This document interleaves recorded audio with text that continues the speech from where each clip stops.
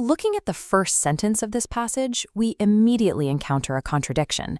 A teenager is described as getting top marks and volunteering, but then rear-ending a car while texting.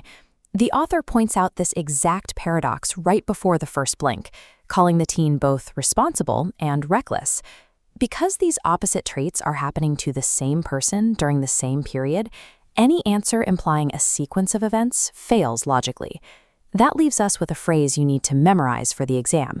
At the same time, correctly links these simultaneous opposite behaviors.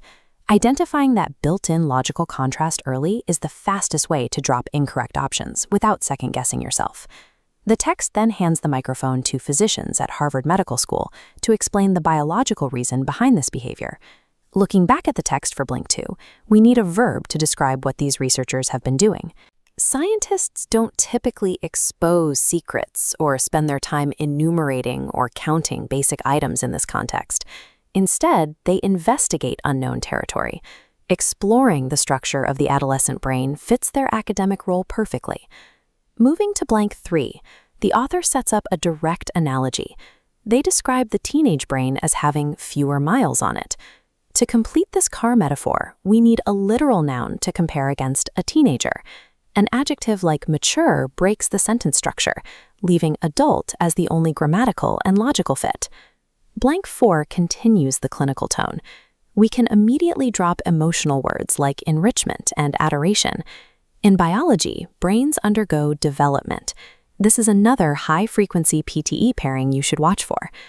Notice how recognizing the text's shift from everyday behavior to objective clinical science gives you a reliable filter to eliminate emotionally driven vocabulary. This clinical analysis is powered by tools like functional magnetic resonance imaging, which lets researchers physically map the brain's internal wiring. Now let's look at Blank 5. Before you even check the options, pause and scan the rest of the sentence. Right after the blank, we see fast-growing synapses, followed by the word and then sections that remain unconnected. This visualizes a strict grammatical rule. The word and is often the second half of a correlative conjunction pair. The structure requires both followed by the first variable, then and followed by the second variable. The distance between the words doesn't break the rule. When you encounter pairs of related items in the PTE, always look downstream. The answer is often dictated by a connecting word sitting several words away from your blank. For the final blank, we can actually ignore the definitions of the options entirely and rely purely on structure. Let's focus tightly on the words immediately surrounding Blank 6, the article the, our blank space, and the preposition of. English grammar dictates a highly specific formula here. An article, followed by a preposition, strictly requires a noun to sit between them. Looking at our options, impress, impair, and impose are all verbs. They fail the structural test immediately, regardless of what they mean in context.